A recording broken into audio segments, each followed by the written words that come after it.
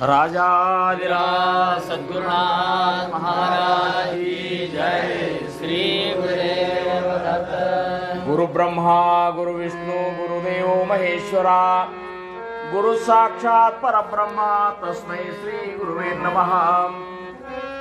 सदानंद सद्गुरु भाऊराज ಯೋಗಿ ರಾಮನೆಂದವತರಿಸಿದೆ ಭಕ್ತರ ಉದ್ಧಾರಕ್ಕಾಗಿ. ತ್ರೈಲೋಕ್ಯದೊಡೆಯನೇ ಸದ್ಭಕ್ತರು ನಿಮ್ಮ ಕೀರ್ತಿಯ ಕೂಗಿ. ನಮಸ್ಕಾರ ಗುರುರಾಯ ಶ್ರೀ ರಾಮಚಂದ್ರ ಯೋಗಿ. ನಮಸ್ಕಾರ ಗುರುರಾಯ ಶ್ರೀ ಯೋಗಿ. ಜಯ ಜಯ ವೀರ ಸಮರ್ಥ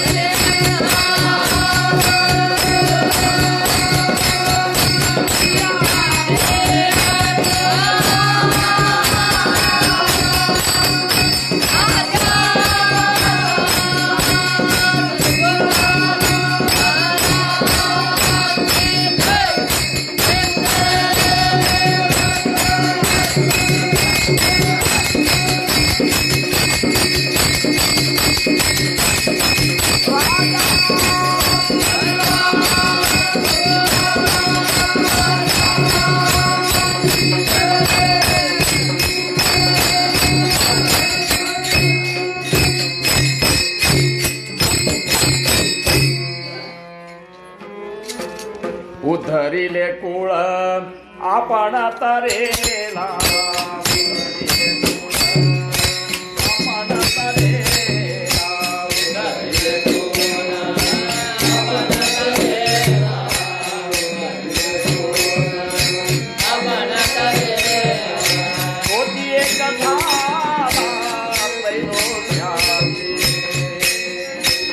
त्रैलोक्याची झाले द्वैत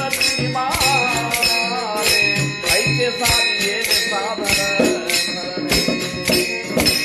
उतरिले कुळ आपण तरेला. उतरिले कुळ आपण तरेला.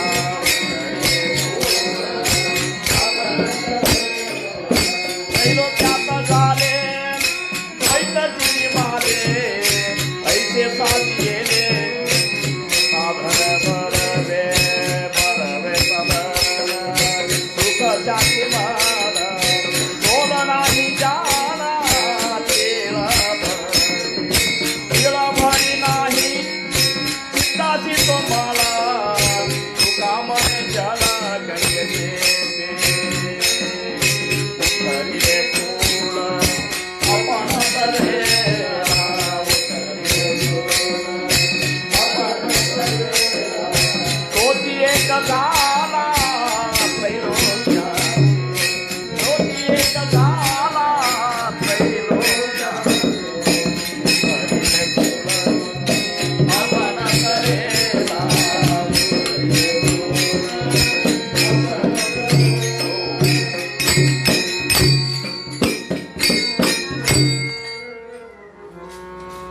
ಶ್ರೀರಾಮ್. ಪ್ರಥಮವಾಗಿ ನಿಮ್ಮೆಲ್ಲರ ಆರಾಧ್ಯ ದೈವ ಶ್ರೀ ಸದ್ಗುರು ಸಮರ್ಥ ರಂಗರಾವ್ ಮಹಾರಾಜರ ಚರಣಾರವಿಂದಗಳಿಗೆ ನನ್ನ ದೀರ್ಘದಂಡ ಪ್ರಣಾಮಗಳನ್ನು ಸಲ್ಲಿಸಿ, ಸಮರ್ಥರ ಕೃಪಾ ನಮ್ಮ ಟೂಜಣ್ಣವ್ರ ಮನೆಯೊಳಗೆ ಸಮರ್ಥರ ಸೇವಾ ನಡೀಲಿಕ್ಕತ್ತದ. ಅಂಥ ಸೇವೆಯಲ್ಲಿ ಕೂಡಿರುವಂಥ ಎಲ್ಲ ಗುರು ಬಂಧುಗಳಿಗೆ, ಗುರು ಭಗಿನಿಯರಿಗೆ ನನ್ನ ಶಿರಸಾಷ್ಟಾಂಗ ನಮಸ್ಕಾರ. सुख सारिके पूर्ण वैराग्य ज्याचे वशिष्ठा परिज्ञान योगेश्वराचे कवी वाल्मिका सारिका मान्य ऐसा नमस्कार माझा सद्गुरु रामदासा जय जय रघुवीर हो कवी वाल्मिका सारिका मान्य ऐसा ಇದು ನಾವು ಅಂತೇವೆ ಸಮರ್ಥರು ರಾಮದಾಸರನ್ನ ಎದಕ್ಕೆ ಹೋಲಿಸ್ಯಾರಂದ್ರೆ ವಾಲ್ಮೀಕಿ ಕವಿಗಳ ಸಮಾನ ಕವಿಗಳು ಅವರಂಥ ಕವಿಗಳು ಯಾರಾದರೂ ಆಗಿದ್ದ ಅವರು ಸಮರ್ಥ ರಾಮದಾಸ್ ಮಹಾರಾಜರು ಅಂಥೇಳಿ ಸಮರ್ಥರನ್ನು ವರ್ಣನೆ ಮಾಡ್ತಾರೆ. ಅಂಥ ಕವಿತ್ವವನ್ನು ಇವತ್ತಿನ ಸಮಾಸ ದಶಕ 11 ಸಮಾಸ 7 ಚಂಚಲ ನದಿ ನಿರೂಪಣ ಇಸ್ರಾಣಿ ಚಂಚಲ ನದಿ ನಿರೂಪಣ ಈ ಹೆಸರು ಹೆಂಗಿಟ್ಟಾರಂದ್ರೆ ನದಿ ನಿಜವಾಗಿಯೂ ಚಂಚಲ, ಅದು ಸೀದಾ ಹರಿಯೋದಿಲ್ಲ. ನದಿ ಅದು ತನ್ನ ಮನಸ್ಸಿಗೆ ಹೆಂಗೆ ಬರ್ತದೆ ಹಂಗೆ ಹರಿತಿರ್ತದೆ. ಈ ಚಂಚಲ ನದಿ ನಿರೂಪಣ ಅಂತ ಬರೀಬೇಕಾದ್ರೆ ಅವರ ಕವಿತ್ವದ ಒಂದು ವಿಶೇಷತೆ ಹೆಂಗದ ಅಂದ್ರೆ ಈ ಚಂಚಲ ನದಿಯನ್ನು ಮಾಯೆಗೆ ಹೋಲಿಸ್ಯಾರು. ಪರಬ್ರಹ್ಮನಲ್ಲಿ ಉತ್ಪತ್ತಿಯಾದಂತಹ ಮೂಲ ಮಾಯೆ, ಆ ಮೂಲ ಮಾಯೆಯಲ್ಲಿ ಉತ್ಪತ್ತಿಯಾದಂತಹ ಗುಣಮಾಯೆ, ಗುಣಮಾಯೆಯಲ್ಲಿ ಉತ್ಪತ್ತಿಯಾದಂಥ ಅವಿದ್ಯ ಮಾಯೆ, ಅವಿದ್ಯೆ ಮಾಯೆಯಲ್ಲಿ ಉತ್ಪತ್ತಿಯಾಗಿರುವಂತಹ ಪಂಚಭೂತಗಳು, ಪಂಚಭೂತಗಳಿಂದ ನಿರ್ಮಾಣವಾಗಿರುವಂಥ 4 ಪ್ರಕಾರದ ಜೀವಿಗಳು. ಇದು ಸೃಷ್ಟಿಯ ಕ್ರಮ. ಇದು ಯಾವ ರೀತಿ ಆತಲ್ಲ ಇದನ್ನು ಒಂದು ನದಿಗೆ ಹೋಲಿಸಿ ಹೇಳಿಕೆತ್ತಾರೆ ಸಮರ್ಥರು ಇವತ್ತಿನ ದಿವಸ. ಪರಬ್ರಹ್ಮನಲ್ಲಿ ಅಂದ್ರೆ ಪರಬ್ರಹ್ಮಗೆ ಏನಂತಾರು ಗುಪ್ತಗಂಗಾ ಅಂತಾರು. ಚಂಚಲ ನದಿ ಗುಪ್ತಗಂಗಾ. ಗುಪ್ತಗಂಗಾ ಪರಬ್ರಹ್ಮ ಗುಪ್ತವಾಗಿದ್ದು ಬಿಟ್ಟಾನ. ಆ ನಿರ್ವಿಕಾರ ಸ್ವರೂಪ ಪರಬ್ರಹ್ಮ ವಿಮಲ ಬ್ರಹ್ಮ ಅವ ಗುಪ್ತವಾಗಿಯೇ ಇದ್ದು ಬಿಟ್ಟಾನ. ಅವನಲ್ಲಿ ಏನೋ ಸಂಕಲ್ಪ ಮಾತ್ರದಿಂದ ಉತ್ಪತ್ತಿಯಾದಂಥ ಮಾಯೆ ಅನ್ನುವಂಥ ಕೇಳಿದ್ದಾಳಲ್ಲ, ಆಕಿ ಅಧೋಮುಖವಾಗಿ ಅಂದ್ರೆ ಕೆಳಮುಖವಾಗಿ ಹರಿಲಿಕ್ಕೆ ಶುರು ಮಾಡಿದ್ಲು ಅಂಥೇಳಿ ಆ ಮೂಲ ಮಾಯೆಯಲ್ಲಿ 3 ಗುಣಗಳ ಉತ್ಪತ್ತಿ ಅದು. ಆವಾಗ ಅದಕ್ಕೆ ಗುಣಮಾಯಿ ಅನಿಸ್ಕೊಂಡ್ಲು. ಆ 3 ಗುಣಗಳು ಹೆಂಗಪ್ಪ ಅಂದ್ರೆ ಸತ್ವ, ರಜ, ತಮೋ. ಒಂದು ಭಗವಂತ ಭಕ್ತಿಯಿಂದ ಸಂಪನ್ನವಾದಂಥ ಸಾತ್ವಿಕ ಗುಣ, ಇನ್ನೊಂದು ಸಂಸಾರಿಕ ವ್ಯಾಮೋಹದಿಂದ ಕೂಡಿದಂಥ ರಜೋಗುಣ, ಮತ್ತೊಂದು ದುಷ್ಟ ಪ್ರವೃತ್ತಿಯಿಂದ ಕೂಡಿದಂಥ ತಮೋಗುಣ. ಈ 3 ಗುಣಗಳು ಉತ್ಪತ್ತಿಯಾದಾಗ ಆ 3 ಮಂದಿ ಅದಕ್ಕೆ ದೇವತೆಗಳು ಉತ್ಪತ್ತಿ ಆದರು. ಸತ್ವ ಗುಣಕ್ಕೆ ವಿಷ್ಣು, ರಜೋಗುಣಕ್ಕೆ ಬ್ರಹ್ಮ, ತಮೋ ಗುಣಕ್ಕೆ ರುದ್ರ ಅನ್ನುವಂಥ 3 ದೇವರು. ಆ ತಮೋ ಗುಣದಲ್ಲಿ ಮತ್ತೆ 3 ಗುಣಗಳು ಉತ್ಪತ್ತಿ ಆಗ್ತಾವಂತಾರು. ಅಲ್ಲಿ ಅವಿದ್ಯಾ ಮಾಯೆ ಅನ್ನುವಂಥದ್ದು ಉತ್ಪತ್ತಿಯಾಗಿ ಪಂಚಭೂತಗಳು ನಿರ್ಮಾಣ ಆದವು. ಆಕಾಶ, ವಾಯು, ಅಗ್ನಿ, ಆಮೇಲೆ ಆಪ, ಪೃಥ್ವಿ ಅನ್ನುವಂಥ 5 ಪಂಚಭೂತಗಳು ನಿರ್ಮಾಣ ಆದವು. ಆ ಪಂಚಭೂತದಿಂದ 4 ಪ್ರಕಾರದ ಜೀವಿಗಳು ಉತ್ಪತ್ತಿ ಆದರು. ಜಾರಜ, ಅಂಡಜ, ಸ್ವೇದಜ, ಉದ್ವಿಜ ಅನ್ನುವಂಥವು. ಇವನು ಯಾಕೆ ನಾನು ವಿಸ್ತಾರ ಮಾಡ್ಲಿಕ್ಕತ್ತೀನಿ ಅಥವಾ ಯಾಕೆ ಅದ್ರ ಬಗ್ಗೆ ಸಮರ್ಥರ ಒಂದು ಕವಿತ್ವ ಹೆಂಗದ ಅನ್ನುವಂಥದ್ದು ಯಾಕೆ ಹೇಳಬೇಕಾಗ್ಯದಂದ್ರೆ, ಸಮರ್ಥರು ನಾನಾ ಉಪಾಯ ಮಾಡಿ ಆ ಭಗವಂತನಿಂದ ಉತ್ಪತ್ತಿಯಾದಂತಹ ಈ ಸೃಷ್ಟಿ ಇದು ಮಿಥ್ಯ ಅನ್ನುವಂಥದ್ದು ತಿಳಿಸ್ಕೊಡ್ಬೇಕಾಗಿದೆ. ಇಲ್ಲಿ ಎಷ್ಟೊಂದು ಈ ಸೃಷ್ಟಿಯೊಳಗೆ ಅಜ್ಞಾನ ತುಂಬೇದನ್ನುವಂಥದ್ದು ತಿಳಿಸ್ಕೊಡ್ಬೇಕಾಗ್ಯದ. ಅದಕ್ಕೆ ಏನೈತವರು ಚಂಚಲ ನದಿ ನಿರೂಪಣ.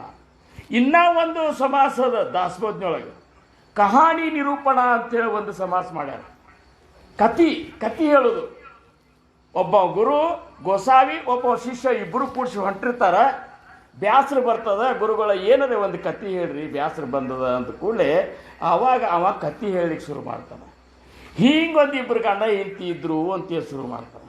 ಹೆಂಗೆ ಪ್ರವಚನಾದಿಗಳೊಳಗೆ ಕೆಲವೊಂದು ವಿಷಯಗಳ ಜಟಿಲವಾದದ್ದನ್ನು ಸರಳೀಕರಣ ಮಾಡುವಂಥ ಹೇಳೋದು ಒಂದು ಪದ್ಧತಿ ಅದ, ದೃಷ್ಟಾಂತಗಳನ್ನು ಕೊಟ್ಟು. ಹಂಗೆ ಅವ್ರೇನಂತಾರೆ, ಹಿಂಗೆ 2 ಗಂಡ ಹೆಂಡತಿ ಇದ್ರು. ಆ 2 ಯಾರಂದ್ರೆ ಪ್ರಕೃತಿ ಪುರುಷ ಅನ್ನುವಂಥ ಗಂಡ ಹೆಂಡತಿ. ಅವ್ರು ಎಷ್ಟು ಅನ್ಯೋನ್ಯ ಇದ್ರು ಅಂದ್ರೆ ಅವ್ರು ಇಬ್ಬರು ಒಂದೇ ಇದ್ರು. ಅವರು ಇಷ್ಟು ಅನ್ಯೋನ್ಯವಾಗಿದ್ರಲ್ಲ, ಅವ್ರಿಗೊಬ್ಬ ಮಗ ಹುಟ್ಟಿದ. ಅವ ಸತ್ವ ಗುಣ. ಅವ ಸಾತ್ವಿಕ ಸಂಪನ್ನಿದ್ದ, ದೈವ ಭಕ್ತಿದ್ದ. ಒಬ್ಬ ಮಗ ಹುಟ್ಟಿದ, ಅವ ರಜೋಗುಣ ಇದ್ದ. ಬಹಳಷ್ಟು ಏನಪ್ಪ ಅಂದ್ರೆ ವ್ಯಾಪಾರ ವ್ಯವಹಾರ ಮಾಡ್ಕೊಂಡು ಸಿಕ್ಕಾಪಟ್ಟೆ ಏನಪ್ಪ ಅಂದ್ರೆ ಬೆಳೆಸಿಬಿಟ್ಟ. ಮುಂದೆ ಒಬ್ಬ ಮಗ ಹುಟ್ಟಿದ್ದ, ಅವು ಕೆಟ್ಟ ಉರುಮುಟ್ಟಿದ್ದ, ಸಿಕ್ಕಾಪಟ್ಟೆ ಏನಪ್ಪ ಅಂದ್ರೆ ದುಷ್ಟ ಪ್ರವೃತ್ತಿ ಇದ್ದ, ಯಾರೇನಂದ್ರೂ ತಡ್ಕೋತಿದ್ದಿಲ್ಲ. ಹೀಗಾಗಿ ಅವನು ರುದ್ರ. ಹಿಂಗೆ ಆಗಿ ಎಷ್ಟೋ ದಿವಸ ಆ ಸಂಸಾರದೊಳಗೆ ದೊಡ್ಡ ಸಂಸಾರ ಬೆಳೀತು. ಒಬ್ಬರ ಮಾತೊಬ್ರು ಕೇಳಲಾರ್ದಂಗೆ ಆಗಿಬಿಡ್ತು. ಯಾರು ಅವ್ರವ್ರ ಅಪ್ಪಗಳ ಮಾತು ಕೇಳಿಲ್ಲ. ಕಡಿಕ್ ಮೂಲದಾಗಿದ್ದಂಥ ಇಬ್ಬರು ಏನು ಆ ಮುತ್ಯಾಗಳು ಇದ್ರಲ್ಲ, ಅವ್ರ ಮಾತು ಕೇಳಿಲ್ಲ. ಒಬ್ರಿಗೊಬ್ರು ಬಡದಾಡಿ ನಾಶ ಆಗಿ ಹೋಗ್ತು ಅಂತೇಳಿ ಗೋಸಾವಿ ಗಪ್ಪಾಗಿ ನಿಂತು ಬಿಡ್ತಾನೆ. ಈ ಕತ್ತಿ ಮೇಲೆ ವಿಚಾರ ಮಾಡಿದ್ರೆ ನಿಮ್ಮ ಜೀವನ ಉದ್ಧಾರ ಆಗ್ತದೆ ಅಂತೇಳಿ ಆ ಕಹಾನಿ ನಿರೂಪಣದಾಗ ಸಮರ್ಥರು ಹೇಳ್ತಾರೆ. ಅಲ್ಲೂ ತಮ್ಮ ಕವಿತ್ವವನ್ನು ಮೆರೆದಾರು. ಒಂದು ದೃಷ್ಟಾಂತ ಪ್ರಕಾರ ಅಲ್ಲಿ ಏನೇ ಒಂದು ಈ ಸೃಷ್ಟಿ ಕ್ರಮದ ಬಗ್ಗೆ ಹೇಳಬೇಕಾಗಿಲ್ಲ. ಹಾಗೆ ಚಂಚಲ ನದಿಯೊಳಗೆ, ಆ ಮಾಯಾ ನದಿಯೊಳಗೆ ಹೆಂಗಾಗಿ ಬಿಡ್ತು ಅಂದ್ರೆ ಎಷ್ಟೋ ಮಂದಿ ಅದರ ಸೆಳವನ್ಯಾಗ ಹರ್ಕೊಂಡು ಹೋಗಿಬಿಟ್ರು. ಆ ನದಿ ಹೆಂಗಿತ್ತು, ಸೀದಾ ಹರಿಲಿಲ್ಲ, ಹಿಂಗರೆ ಇತ್ತು. ಮೃದು ಭೂಮಿ ಒಳಗೆ ಹರಿತು, ಕಠಿಣ ಭೂಮಿ ಒಳಗೆ ಹರಿತು. ಆ ಬಂಡಿಗಲ್ಲಿಗೆ ಬಡಿತು, ಈ ಬಂಡಿಗಲ್ಲಿ ಬಡಿತು. ಹಿಂಗೆ ನಮ್ಮ ಜೀವನ ಈ ಮೂಲ ತುಜಿಯಾ ವಿಯೋಗೆ ಜೀವತ್ವ ಆಲೆ ಅಂತೇಳಿ ಸಮರ್ಥರು ಕರುಣಾಷ್ಟಕದಾಗ ಅಂತಲ್ಲ, ನಿನ್ನ ವಿಯೋಗದಿಂದ ಜೀವತ್ವ ಬಂತಪ್ಪ ಭಗವಂತ ಅಂತಾರಲ್ಲ. ಹಂಗೆ ಮಾಯೆ ಒಳಗೆ ಹುಟ್ಟಿದಂಥ ನಮ್ಮ ಪರಿಸ್ಥಿತಿ ಹೆಂಗಾಗಿಬಿಡ್ತಂದ್ರೆ, ಎಷ್ಟೋ ಮಂದಿ ಈ ಪ್ರಪಂಚದ ವ್ಯಾಮೋಹದಾಗ ಆ ಕಲ್ಲಿಗೆ ಬಡದು ಈ ಕಲ್ಲಿಗೆ ಬಡದು ಗೋಳ್ಯಾಡಿ ಚೀರ್ಯಾಡಿ ಮುಡಿಗಿ ಏಳಿ ನೀರು ಕುಡಿದು ಇದೆಲ್ಲ ಮಾಡ್ಕೋತಾನೆ. ಎಷ್ಟೋ ಮಂದಿ ಸಂಸಾರದಾಗ ಅಲ್ಲೇ ಮುನಿಗೆ ಸತ್ತು ಹೋಗಿಬಿಟ್ರು. ಎಷ್ಟೋ ಮಂದಿ ಮೃದು ಭೂಮಿ ಒಳಗೆ ಅಂದ್ರೆ ಮೃದು ಸ್ವಭಾವದಿಂದನೂ ಹರ್ಕೋತ ಬಂದರು. ಇನ್ನು ಎಷ್ಟೋ ಮಂದಿ ಕೆಟ್ಟ ಕಠಿಣ ಸ್ವಭಾವದ ಮಂದಿ ಆ ಮೃದು ಮಂದಿನ ತ್ರಾಸು ಕೊಟ್ಕೋತ ಅವರು ಹರ್ಕೋತ ಹೋದ್ರಿ ಈ ನದಿ ಒಳಗೆ. ಅವ್ರು ಅದನ್ನ ಈ ಎಲ್ಲ ಓವಿಗಳ ಸಾರಾಂಶವನ್ನು ನಾನು ನಿಮಗೆ ಹೇಳ್ಬೇಕಂದ್ರೆ ಅಂದ್ರೆ ಅಂತಂದಕ್ಕಿಂತ ಸಮರ್ಥರು ಹಿಂಗೆ ಹೇಳಿಕತ್ತಾರಲ್ಲ. ಮುಂದೆ ಹೆಂಗಾಗಿ ಬಿಡ್ತು ಅಂದ್ರೆ, ಆ ನೀರು ಹೋಗಿ ಒಂದ್ರ ಕೆಟ್ಟ ಏನಪ್ಪ ಅಂದ್ರೆ ಸುಮಾರು ಮಂದಿ ಇದ್ರ ಸಂಘದೊಳಗೆ ಸೇರಿಕೊಂಡು ಸುಮಾರ್ತನ ಶುರುವಾಗಿಬಿಡ್ತು. ಚಲೋ ಮಂದಿ ಸತ್ಸಂಗದೊಳಗೆ ಸೇರ್ಕೊಂಡು ಸಾತ್ವಿಕ ವಿಚಾರಗಳು ಮಾಡ್ಕೊಂಡಂಥ ಕೆಲವು ಮಂದಿ ತಯಾರಾಗಿಬಿಟ್ರು. ಅಂದ್ರೇನು, ಉದಕವೆಲ್ಲ ಒಂದೇ, ಈಚಲವ ಆಶ್ರಯಿಸಿ ಮದ್ಯಪಾನವೆನಿಸಿತು, ಸುರತರುವ ಆಶ್ರಯಿಸಿ ಅಮೃತವೆನಿಸಿತು. ನೀರು ಒಂದೇ ಖರೆ, ಸಿಂಧಿ ಗಿಡದಾಗ ಹೊಕ್ಕಿದ್ದಕ್ಕಾಗಿ ಸಿಂಧಿ ಅನಿಸ್ಕೋತು, ಅಮೃತ ಬಳ್ಳಿಯಾಗ ಹೊಕ್ಕದಾಗ ಅಮೃತ ಬಳ್ಳಿ ಅನ್ನಿಸ್ಕೋತು. ಹಂಗೆ ಈ ನದಿಯೊಳಗೆ ಹರ್ಕೊಂತ ಬಂದಂಥ ಈ ಜೀವಿಗಳೇನು ಮಾಡಿದ್ರು, ಕೆಲವೊಬ್ಬರು ಸತ್ಸಂಗಾದಿಗಳನ್ನು ಮಾಡಿದರು, ಮಹಾತ್ಮರಿಂದ ಅನುಗ್ರಹ ತಗೊಂಡ್ರು. ಅವ್ರು ಈ ಮಾರ್ಗವನ್ನು ಉತ್ತಮ ಮಾರ್ಗವನ್ನು ಹಿಡಿದ ಕೆಲವು ಮಂದಿ ಹೆಂಗಾದ್ರಂದ್ರೆ, ಆ ಉತ್ತಮ ಮಾರ್ಗ ಹಿಡಿದವರೊಳಗೆ ಕೆಲವು ಮಂದಿ ನಿಸ್ಸಂಗದಿಂದ, ಧೈರ್ಯದಿಂದ, ಶೂರತನದಿಂದ ಆ ನದಿ ಎದುರಿಸಲಿಕ್ಕೆ ಶುರು ಮಾಡಿದರು. ಅವ್ರೇನಂತಾರೆ ಸಮರ್ಥರು, ಆ ನದಿ ಎದುರಿಸಲಿಕ್ಕೆ ಶುರು ಮಾಡಿದರು. ಆ ಮಾಯಾ ಜೋಡಿ ಹೋದವ್ರಂತರೂ ಸಾಕಷ್ಟು ಮಂದಿ ಹೋಗ್ಬಿಟ್ರು. ಕೆಲವೊಂದು ಮಂದಿ ಈಗ ಹೆಂಗೆ ನಮ್ಮ ಮಹಾರಾಜರಂಥವ್ರು, ಸಮರ್ಥರಂಥವ್ರು ಆಗಿ ಹೋದಂಥ ಆತ್ಮ ಸಾಕ್ಷಾತ್ಕಾರಿ ಸದ್ಗುರುಗಳು ಏನಿದ್ದಾರಲ್ಲ, ಅವರು ಶೂರತನದಿಂದ ನಮ್ಮ ಮಹಾರಾಜರು ಅಂತಿದ್ರು, ಇದು ಶೂರತನದ ಕೆಲಸದಪ್ಪ, ಹೇಡಿಗಳ ಕೆಲಸ ಇಲ್ಲ ಅಂತ. ಶಳುವಿನ ಜೋಡಿ ಯಾರಾದರೂ ಹೋಗ್ಬೋದು, ಯಾರಾದರೂ ಶಳುವಿನ ವಿರುದ್ಧ ಹೋಗಬೇಕಲ್ಲ. ಇವತ್ತು ನಾವೆಲ್ಲರೂ ಶಳುವಿನ ವಿರುದ್ಧ ಹೋಗ್ಲಿಕ್ಕತ್ತೇವೆ. ಎಲ್ಲರೂ ಪ್ರಪಂಚದ ವ್ಯಾಮೋಹದೊಳಗೆ ಎಷ್ಟು ಆನಂದದಿಂದ ಬದುಕಲಿಕ್ಕತ್ತಾರ. ನಮಗೆ ಆ ಪ್ರಪಂಚದ ಚಿಂತನೆ ಇಲ್ಲ, ನಮಗೆ ಎದುರದ್ದು ಲಕ್ಷ್ಯ ಇಲ್ಲ. ಮೂಲ ಏನಪ್ಪ ಅಂದ್ರೆ ಗುಪ್ತ ಗಂಗಾಕ್ಕೆ ಹೋಗಿ ಸೇರಬೇಕಾಗಿದೆ. ಗುಪ್ತ ಗಂಗಾ ಆಗಿರುವಂಥ ಸಮರ್ಥರ ಸ್ವರೂಪವನ್ನು ನಾವು ಕಾಣಬೇಕಾಗ್ಯದ. ಆ ಸ್ವರೂಪಕ್ಕೆ ಹೋಗಿ ಸೇರಬೇಕಾಗ್ಯದ. ಅದಕ್ಕೆ ನಮಗೇನು, ಎಲ್ಲಿಂದ ಉತ್ಪತ್ತಿ ಆಗಿತ್ತ ಜಲ, ಏನಪ್ಪ ಅಂದ್ರೆ ಚಂಚಲ ನದಿ, ಆ ಮೂಲ ಸ್ಥಾನಕ್ಕೆ ನಮಗೆ ಹೋಗ್ಬೇಕಂತ ಯಾರು ಒಂದು ಪ್ರಯತ್ನದಿಂದ ಹೊಂಟಾರಲ್ಲ, ಅವರೆಲ್ಲ ಎದುರಿಸ್ಕೊತ ಹೋಗ್ಬೇಕು. ನಾವೆಲ್ಲರೂ ಎದುರಿಸ್ಲಿಕ್ಕೆ ಮಹಾರಾಜರು ಹೇಳ್ಯಾರ. ಅದಕ್ಕೆ ನೋಡ್ರಿ, ನೀವು ನಾಮಸ್ಮರಣೆ ನೀವು ಮಾಡುವತ್ನಾಗ ಶ್ವಾಸ ಜೋಡಿ ಮಾಡೋದಿಲ್ಲ ಸುಭಾಸ, ವಿಚಾರ ಮಾಡಿ ಶ್ವಾಸದ ವಿರುದ್ಧ ಮಾಡಿ. ಮಹಾರಾಜರು ಶ್ವಾಸ ಜೋಡಿ ಮಾಡಂದಾರಲ್ಲ ಅಂತಾರಿಲ್ಲ. ಆದ್ರೆ ನಾವು ಮಾಡೋದು ಮಚ್ಚ ಮಾರ್ಗದಿಂದ ಮಾಡ್ತಿರ್ತೇವೆ. ಮೀನು ಹೆಂಗೆ ನೀರಿನ ಎದುರು ಹೋಗ್ತಿರ್ತಲ್ಲ, ಹಂಗೆ ನೀವು ಉಸಿರು ಒಳಗೆ ತಗೊಂಡಾಗ ಮ್ಯಾಲೆ ನಾಮ ಏರ್ತಿರ್ತದೆ, ಉಸಿರು ನೀವು ಮ್ಯಾಲೆ ಬಿಟ್ಟಾಗ ನಾಮ ತಳಗಿರ್ತಿರ್ತ. ಅಂದ್ರೆ ಮಚ್ಚ ಮಾರ್ಗದಿಂದ ಮಾತ್ರ ನಾಮಸ್ಮರಣೆ. ಹಂಗೆ ಈ ಚಂಚಲ ನದಿಯೊಳಗೆ ಶೂರರಾದಂಥವರು, ಸಾತ್ವಿಕ ಸಂಪನ್ನರು, ಸಾಧಕರಾದಂಥವರು ನನ್ನ ಮೂಲ ಸ್ವರೂಪವನ್ನು ನಾ ಕಾಣಬೇಕು, ಆ ಮೂಲ ನದಿಯ ಮೂಲವನ್ನು ನಾ ಕಾಣಬೇಕು ಅಂತ ಎದುರಿಸ್ಕೋತ ಹೋದ್ರಲ್ಲ, ಅವರಿಗೆ ಹೆಂಗೆ ಮುಂದೆ ಹೋಗ್ತಾರೆ. ಹಂಗಂಗೆ ಸದ್ಗುರುನಾಥ ಅವರಿಗೆ ಆಧಾರ ಆಗಿ ನಿಂತ ಕರ್ಕೊಂಡ ಕಡೀಕ ಮೂಲ ನದಿಯ ಮೂಲ ಸ್ಥಾನಕ್ಕೆ ಹೋಗಿ, ಉಗಮ ಸ್ಥಾನಕ್ಕೆ ಯಾವಾಗ ಹೋಗಿ ಕೆಲವೊಂದು ವ್ಯಕ್ತಿಗಳು ಪಾಹೇ ನಿಶ್ಚಳಾಚ ವಿವೇಕ ಐಸಾ ಲಕ್ಷಾನ್ಮದೇ ಏಕ ಸಮರ್ಥರಂತಾರ. ಆ ಮೂಲ ನದಿಯ ಮೂಲ ಉಗಮ ಸ್ಥಾನಕ್ಕೆ ಹೋಗವರು ಲಕ್ಷಕ್ಕೊಬ್ಬರು ಅಂತಾರ. ಅಂಥ ಲಕ್ಷಕ್ಕೊಬ್ಬರೊಳಗೆ ಆ ಒಂದು ಗುಂಪಿನೊಳಗೆ ನಾವು ನೀವುಗಳೆಲ್ಲ ಸೇರ್ತೀವಿ. ಅದಕ್ಕೆ ಮಹಾರಾಜರು ಏನು ಮಾಡಿದರು, ಸತ್ಸಂಗಗಳನ್ನು ಹಮ್ಮಿಕೊಟ್ರು. ಮಾಡ್ರಪ್ಪ, ಶೂರತನದಿಂದ ಮುಂದೆ ಹೋಗ್ರಿ, ಸೆಳವಿನ ಜೋಡಿ ಹೋಗಬೇಡ್ರಿ ಅಂತಾರೆ. ಪ್ರಪಂಚ ಮಾಡ್ರಿ, ಪ್ರಪಂಚದ ಸೆಳವಿನ ಸಿಗಬೇಡ್ರಿ ಅಂತಾರೆ ಅವರು. ನಾವೆಲ್ಲ ಪ್ರಪಂಚ ಹಿಡ್ಕೊಂಡು ಪರಮಾರ್ಥ ಮಾಡ್ಲಿಕ್ಕತ್ತೇವೆ. ಇದರ ಅರ್ಥ ಪ್ರಪಂಚದ ವಿರುದ್ಧ ಹೋಗ್ಬೇಕು. ಪ್ರಪಂಚ ನಮ್ಮನ್ನು ಹಿಂಗೆ ಎಳಿತಿರ್ತದೆ, ನಾವು ಹಿಂಗೆ ಹೋಗ್ಬೇಕಾಗ್ತದೆ. ಪ್ರಪಂಚದ ನದಿ ನಮ್ಮನ್ನು ಹಿಂಗೆ ಎಳ್ಕೊಂಡು ಹೊಂಟಿರ್ತದೆ, ನಾವು ಅದರ ವಿರುದ್ಧ ಈಸ್ಕೊತ ಹೋಗ್ಬೇಕು. ಅವನು ಸಾಧಕ ಅನಿಸ್ಕೋತಾರೆ, ಅದು ನಡೀತದ, ಇದು ನಡೀತದ, ಅಲ್ಲೂ ಸುಖ ಪಡ್ಕೊಂಡು ಇಲ್ಲೂ ಸುಖ ಪಡ್ಕೊಂಡು, ಅಲ್ಲಿ ಕುಬಿಲೆ ಸಂಸಾರ ಮಾಡೋಣ, ಇಲ್ಲಿ ಕುಬಿಲೆ ಪರಮಾರ್ಥ ಮಾಡೋಣ ಅಂದ್ರೆ ಅದು ಆಗೋದಿಲ್ಲ, ಇದು ಆಗೋದಿಲ್ಲ. ಅದನ್ನು ಒಮ್ಮೆ ಮನಸ್ಸಿನಿಂದ ಒಗೆದು ಬಿಡ್ಬೇಕಂತಾರ ಅವರು. ರಾಮಣ್ಣ ಮುತ್ಯ ಮನಸ್ಸಿನಿಂದ ಒಮ್ಮೆ ಒಗದ ಅಂತೇಳಿ ಮಹಾರಾಜರು ಬೆನ್ನು ಹತ್ತಿದವ. 8-10 ದಿವಸಗಟ್ಟಲೆ ಪ್ರಪಂಚ ಬಿಟ್ಟ ಮಹಾರಾಜರು ಬೆನ್ನು ಹತ್ತಿದ್ರು ಸಹಿತ ಮನೆ ಕಡೆ ನೋಡಲಿಲ್ಲ. ಯಾಕೆ? ಅವ ಒಗದ ಉಗಮ ಸ್ಥಾನದ ಬೆನ್ನು ಹತ್ತಿಬಿಟ್ಟವ. ಆ ಉಗಮ ಪುರುಷನ ಬೆನ್ನ ಏನು ಹತ್ತಿದಲ್ಲ, ಅವ ಎದುರು ಈಸ್ಕೊಟ್ಟು ಹೋದ. ಅದಕ್ಕೆ ಅಂತ ಶೂರಿದ್ದವ. ಮಗನ ಹೋಗಿ ದಹನ ಮಾಡಿ ಬಂದರು ಸಹಿತ ಮಧ್ಯಾಹ್ನ ಭಜನೆ ಎದಿ ಬಡ್ಕೊಂಡು ಆರ್ತಿ ಪದ ಅಂತಾರಂದ್ರೆ ಎಂಥ ಶೂರ್ ಇರಬೇಕು. ಮನೆಯಾಗ ಹೆಣ ಬಿಗಿದ್ರು ಸಹಿತ ಉಪಾಸನ ಬಿಡಲಿಲ್ಲ ಅಂದ್ರೆ ಎಂಥ ಶೂರ್ ಇರಬೇಕು. ಈ ಶೂರ್ತನದಿಂದ ಹೋಗಂಥವ್ರು ಈ ನದಿ ಎದುರು ಈಸಿದವ್ರು ಕೆಲವೊಂದು ಮಂದಿ ಅಂತೇಳಿ ಈ ಚಂಚಲ ನದಿ ನಿರೂಪಣದಾಗ ಸಮರ್ಥರು ವರ್ಣನ ಮಾಡ್ತಾರೆ. ಅಂಥ ಕೆಲವೊಂದು ಮಂದಿಯೊಳಗೆ ನಾವಿದ್ದೆವು ಅಂತ ತಿಳ್ಕೋಬೇಕು. ನಾವು ಮಾರ್ಗ ತೋರಿಸ್ಯಾರ, ಈ ನದಿ ಜೋಡಿ ಈಸ್ಬೇಡಪ್ಪ ಅಂತ ಹೇಳ್ಯಾರ. ಯಾಕಂದ್ರೆ 700 ಕುಲಕರ್ಣಿಕಿ ಅವರು ಅಲ್ಲೇ ಅದನ್ನ ಅನುಭವಿಸ್ಬೇಕಾಗಿತ್ತು ಅಂದ್ರೆ ಅವರು ನದಿ ಜೋಡಿ ಹೋಗ್ಬೋದಾಗಿತ್ತು. ಅದನ್ನ ಏನು ಮಾಡಿದ್ರು, ಆ ಶವ ಬಿಟ್ಟರು, ಎದುರು ಈಸಿದ್ರು. ಆ ನಾಮದ ಒಂದು ಸ್ಮರಣದೊಳಗೆ ಉಗಮ ಸ್ಥಾನಕ್ಕೆ ಹೋದರು. ಆವಾಗ ಈ ಚಂಚಲ ನದಿ ನಿರೂಪಣದೊಳಗೆ ಸಮರ್ಥರು ಏನಂತಾರ, ಉಗಮ ಸ್ಥಾನಕ್ಕೆ ಹೋದ ಮೇಲೆ ನೀ ಹೊಳ್ಳಿ ನೋಡಿದಾಗ ನದಿನೇ ಇದ್ದಿದ್ದಿಲ್ಲ ಅಂತಾರು. ಸಾಧ್ಯ ಹೋತ ಸಾಧನಾಂಚ ಠಾವನಾಹಿ ಅಂತ ಸಮರ್ಥರೇನಂದ್ರು, ನೀ ಯಾವಾಗ ಈ ಒಂದು ಪ್ರಯತ್ನದಿಂದ ಸಾಧಕ ಈ ಪ್ರಯತ್ನದಿಂದ ನೀವು ಉಗಮ ಸ್ಥಾನಕ್ಕೆ ಹೋಗಿ ನಿಂತಂದ್ರೆ ನೀ ಮಾಡಿದಂಥ ಸಾಧನಕ್ಕೆ ಜಾಗನೇ ಇಲ್ಲ. ಹಂಗೆ ಆ ಹೋದಂಥ ವ್ಯಕ್ತಿ ಹೊಳ್ಳಿ ನೋಡಿದಾಗ ಈ ಚಂಚಲ ನದಿ ಅಂದ್ರೆ ಮಾಯಿ ಎಂಬುವಂಥದ್ದು ಅದರ ಗುರುತನೇ ಇರ್ಲಾರ್ದಂಗೆ ಆಗಿಬಿಡ್ತು. ಅದರ ಅಜ್ಜಿ ಕಡೆ ಉಗಮದ ಪಲಿ ಕಡೆ ಅಂತಾರೆ ನೋಡಿ, ಅಲಿ ಕಡೆ ಮಾಯ ಇದ್ರೆ ಪಲಿ ಕಡೆ ಏನದಲ್ಲ ಅದು ಉಗಮ ಸ್ವರೂಪ, ಸದ್ಗುರುವಿನ ಸ್ವರೂಪದ, ಅದು ನಿನ್ನ ಸ್ವರೂಪದ. ಆ ಸ್ವರೂಪವನ್ನು ನೀನು ಕಾಣು ಅಂತೇಳಿ ಸಮರ್ಥರು ಏನು ಮಾಡಿದರು, ಈ ಮಾರ್ಗವನ್ನು ನಮ್ಗೆ ತೋರಿಸಿದರು. ಇದೇ ಏನಪ್ಪ ಅಂದ್ರೆ ವಾಲ್ಮೀಕಿ ಸಮಾನನಾದಂಥ ಕವಿತ್ವವನ್ನು ಮೆರೆದಂಥ ಸಮರ್ಥರು ಈ ಒಂದು ನದಿಯ ರೂಪದಿಂದ ನಮಗೆ ಹೇಳ್ತಾರೆ. ಇಷ್ಟ್ರ ಮೇಲೆ ನನಗನ್ಸಿದ ಮಟ್ಟಿಗೆ ಸ್ವಲ್ಪ ಅದು ಇದರದ್ದು ಅರ್ಥ ಆಗಿರಬೇಕು. ಅದಕ್ಕೆ ಅವ್ರು ಏನಂದರು, ಉದ್ಧರಿಲೇ ಕೂಳ ಅಪಣ ತರೆಯಲ ತೋಚಿ ಏಕಜಾಲ ತ್ರೈಲೋಕ್ಯ. ಇಂಥ ಒಂದು ಕುಲಕೋಟಿಗಳನ್ನು ಉದ್ಧಾರ ಮಾಡುವಂಥವ 3 ಲೋಕದಾಗ ಒಂದೆನಿಸ್ಕೋತಾನಂತವ್ರು. ಅಂಥ 3 ಲೋಕಗಳು ಯಾರನ್ನಾದರೂ ವರ್ಣನ ಮಾಡ್ತಿದ್ರು ಅಂದ್ರೆ ಆ ಉಗಮದ ಪಲಿ ಕಡೆ ಹೋದಂತಹ ಆ ಸದ್ಗುರು ಸ್ವರೂಪವನ್ನು 3 ಲೋಕಗಳು ವರ್ಣನ ಮಾಡ್ತಾರಂತವರು.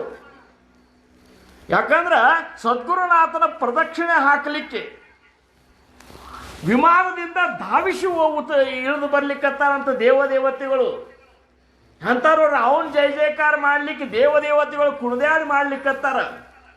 ಯಾಕಂದ್ರೆ ಅವನು ಉಗಮದ ಸ್ಥಾನದ ಪಲಿ ಕಡೆ ಹೋದಂಥ ಪರಬ್ರಹ್ಮ ಸ್ವರೂಪ ಇದ್ದಾನಂತೇಳಿ ಈ 12 ಅಭಂಗದ ಈ 3ನೇ ಅಭಂಗನ ಇವತ್ತು ಯಾಕೆ ತಗೊಂಡೆ, ಹಿಂಗೆ ಯಾಕೆ ತೊಗೊಂಡ್ರಪ್ಪ ಇವರು ಕೀರ್ತನೆ ಮಾಡ್ತಿರ್ಬೇಕಂತಾರೆ. ಬೇಡ್ರಿ, ನನ್ನ ಉದ್ದೇಶ ಏನದ, ಏನು ಬರ್ಬರ್ತಾ ಈ ಭಜನೆ ಒಳಗಿರುವಂಥ ಎಲ್ಲ ಅಭಂಗಗಳನ್ನ ಅರ್ಥವನ್ನು ಸಾಮಾನ್ಯ ರೂಪದಿಂದಲೇ ಆಗಬಲ್ಯಾಕ ಏನಪ್ಪ ಅಂದ್ರೆ ಅತ್ಯಂತ ಗಾಢ ಏನಪ್ಪ ಅಂದ್ರೆ ಗುಹ್ಯ ರೂಪದಿಂದ ಅದ್ರ ಒಳಗಿನ ಸಾರವನ್ನಾದರೂ ಸಮಯ ಇತ್ತಂದ್ರೆ ಸಾರವನ್ನು ಮತ್ತಷ್ಟು ವಿಸ್ತಾರ ಮಾಡಬೇಕು. ಇಲ್ಲಿಕ್ಕಂದ್ರೆ ಸಾಮಾನ್ಯ ರೂಪದಿಂದ ನಮ್ಮ ಬಳಗ ಪ್ರತಿಯೊಬ್ಬರು ಭಜನೆ ಮಾಡುವ ಹೊತ್ನಾಗ ಅದರ ಅರ್ಥ ಅವರ ಅಂತರಂಗದೊಳಗೆ ಏನಪ್ಪ ಅಂದ್ರೆ ಬಿಂಬಿಸ್ಗೋತ ಮಾಡಿದ್ರೆ ಅಂದ್ರೆ ಆ ಭಜನೆ ಒಳಗಿನ ಫಲ ಹೆಚ್ಚಾಗ್ತದೆ ಅನ್ನುವಂಥ ಉದ್ದೇಶ ನಂದದ.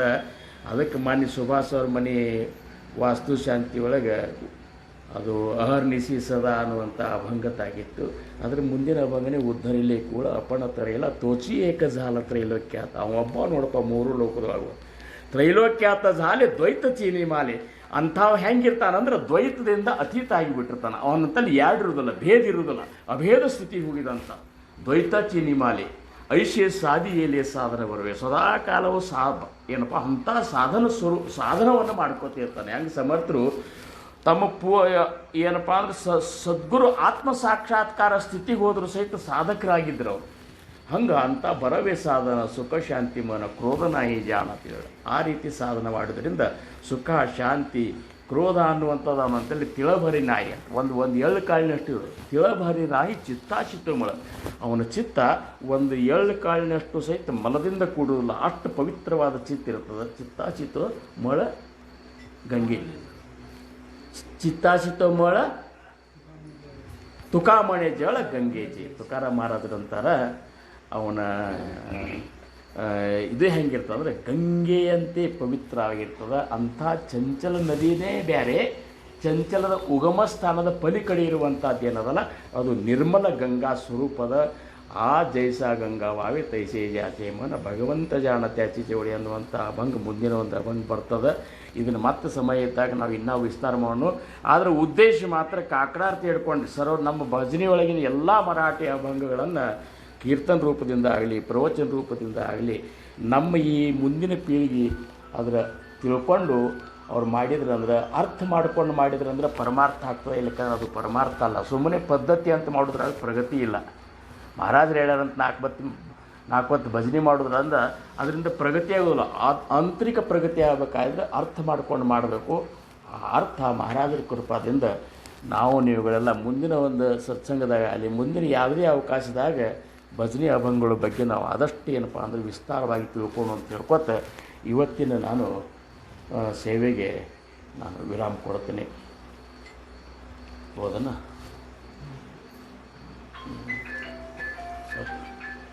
ತುಕಾಮಣೆ ಚಿತ್ತಾಚಿತ್ತಮಳ ತುಕಾಮಣೆ ಜಳ ಗಂಗೆ ಚೇತೆ ತಿಳಭರಿ ನಾಯಿ ಚಿತ್ತಾಚಿತ್ತು अरे तिळभरी नाही चित्ताची तो मळ तिळभरी नाही चित्ताची